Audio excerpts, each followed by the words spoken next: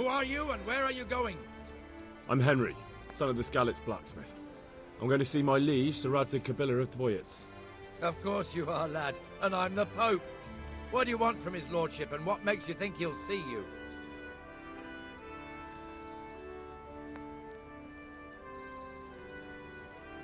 I may not look the part, but I know about honour and duty. And mine is to tell Sir Radzig what happened to the sword he commissioned. All right then, go ahead. It'll be your skin if Sir Radzig isn't pleased.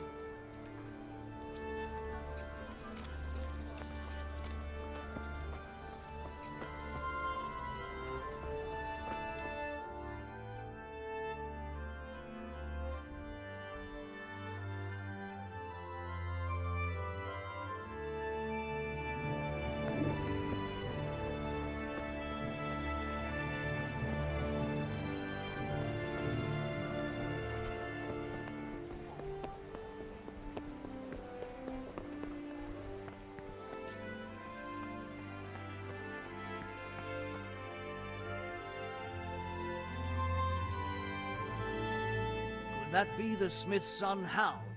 On my soul, it is him. What are you doing here, lad? We thought you were done for.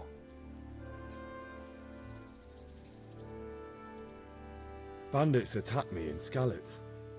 And why, for God's sake, did you go back there? Who else but cutthroats and bandits did you expect to find? I needed to bury my parents. Oh, I see. Your father fought like a lion. I'm sorry. He saved my life. And not just yours. He was a good man, and you did right to bury him. I didn't even manage that. I failed to save him or put him to rest. And just what could you have done at Skalitz? If you tried to fight, the both of you will be dead. He gave his life for yours, Hal. So you'd better make good use of it. You're right. And just what are you doing here? I must speak with Sir Radzig. Is he here? He's in the palace with Sir Hanush of Ratai. They're feasting in the Knight's Hall. What do you want with him? My father made him a sword. He asked me to deliver it to Sir Radzig. I don't see any sword. No. Bandits attacked me and stole it. I need to tell his lordship what happened. And then I'm going to find the sword. Of course you are, Hal. Good luck. Thanks.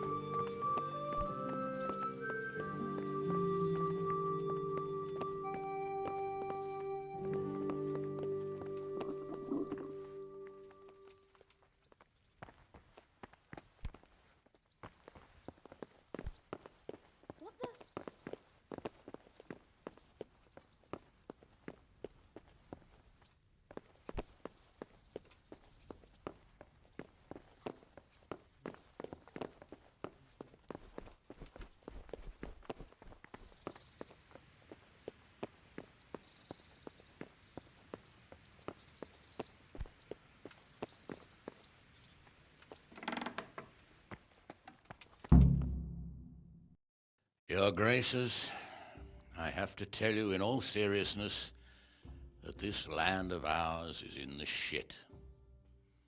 Deep fucking shit.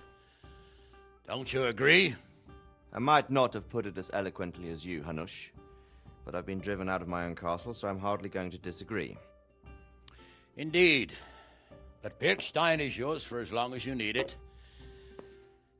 There's room enough for your men and you here at Rattay, and I'm sure my ward won't have any objection to me lending you his castle. I'd be honored. Pirkstein is at your disposal as long as you wish, Your Grace. Just as well you have another castle at the other end of town, eh? At any rate, I'm beholden to you, Sir Hans, and to you, Sir Hanush. I don't like to speak ill of your people, Sir Radzig, but, well, there's no love lost between the townsfolk and the refugees. There's been talk of criminality. Well, they'll have to get used to it until the situation's resolved. But when will it be resolved? And what on God's earth is this war even about? I won't lie, sir. I don't understand it. You aren't alone, Father. I believe Sigismund's original intention was to persuade Wenceslas to accept the imperial crown and to leave the rule of Bohemia to him. Who could blame him? I know Wenceslas is a friend of yours, Radzig, but even you have to admit he brought it upon himself. I can't deny the king neglected affairs of state for other pursuits. There is a need for order in the land, but I don't think the lords who sided with Sigismund realized just what Hungarian order looks like. Hungarian order. What concerns me, sir, is how a good Christian could resort to such brutality. To give him his due, I don't think he expected the lords of this country to stand behind the king. But thanks to him, we're tearing ourselves apart, and now he has to get things under control. But why in God's name does he have to use those barbarians? Money is the root of all evil, young sir. Wars are costly, and this one has dragged on for a year. Sigismund ran out of coin for knights, so he recruited those whore sons that settled in Hungary. The less he pays, the more they make up for it with plunder. That's why he attacked us. He was after our silver. What are you doing? You've no business here. Clear off. Wait, it's Henry. Henry, who disappeared after I clearly ordered him to remain at Taunberg. I'm sorry, sir, but I had to bury my parents. Had to? Do you think you were the only man who lost someone there? But the others listened to their lord. And it wasn't just your own life you nearly threw away. So Robard and his men risked theirs to save you. I'm sorry, but I had to. Oh, there you go. When you have to, Radzig. Your father was a remarkable man, and your mother, she was remarkable too. They deserved a Christian burial. Did you manage that at least? No. I was attacked by thieves. I wouldn't be here now if it wasn't for that girl. Girl? The miller's daughter, Teresa. The miller's daughter saved you from the footpads? Well, there's a tale to tell your children. I owe her my life. She distracted them and then brought me to Ratai. But without Sir Robard, we'd both be dead. Oh, that's what I call a good woman. Hang on to that one, lad. Still, it's a great shame your parents are buried in unconsecrated ground. That means purgatory for them. Be quiet, friar. I didn't invite you here to eat me out of house and home and deliver a sermon while you were doing it. If you're so concerned, Father, maybe you should save the innocent souls of these fine Christians yourself. Go to Skalitz and consecrate their graves. I assure you, if you're killed by bandits, your soul will soar straight to heaven, as long as someone buries you in consecrated ground first. If there's anything left to bury, that plump carcass of yours would be quite a feast for the wolves and the crows. And one skeleton looks much like another, so how would we know which were your ordained bones or those of Sigismund's Tartars? Be that as it may, why have you come here? I must get your sword back.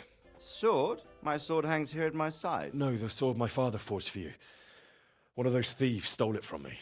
They almost killed him and he already wants to go back. Takes after his father, I suppose. Lad, I've lost a castle, a village, silver mines, and a good half of my subjects. Why would I miss one sword? Because it's the last one my father forged, and I promised him I'd deliver it to you. I understand. I'd feel the same way. But prudence is the better part of valor, and a dead man keeps no promises. Aye. The woman had to save his fat from the fire, and now he wants revenge. What kind of fool are you, boy? He's no fool. Henry, you have courage, but you need training, arms, a horse. Or do you mean to beat this thief at dice? No, sir. Please, take me into your service and give me the chance to learn these things. The gall of him. Fled from the enemy, disobeyed your orders, duped Sir Divish, lost your sword, put Sir Robard in danger with his actions, and now he wants a promotion. Sir Capon's right. What you say is certainly true, except for fleeing the enemy. You would have run as well, believe me. Henry's earned some punishment, but how do you punish someone who's already lost everything, Courage and blind obedience are good qualities for a soldier, but a wise man also appreciates loyalty, perseverance, and determination. Besides, that was a fine sword that his father made. If he thinks he can get it back, I won't turn it down. My lord, he's a peasant. You can't make a squire of a peasant. Why not? Someone made a priest of a pig. He isn't a peasant, Father, he's a blacksmith, and recent events have left me in need of his skills. So, you'd like to enter my service? Sir, Yes, I would. You won't regret it. Oh, I probably will.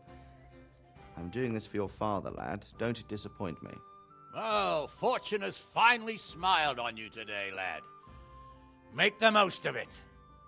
Now that I think about it, Sir Hanush, the boy needs training and experience, and you need spear carriers. That's true. The bailiff is always complaining about your people making trouble in the camp. Maybe one of their own among the guard might help. It might. In any event, it will prove valuable experience. But let's be clear, you're the one paying him. Captain Bernard, see to his training, and then send him to the bailiff. Yes, sir. And don't spare him. You can rely on it, sir. Don't forget, Henry. Don't disappoint me. I won't, my lord.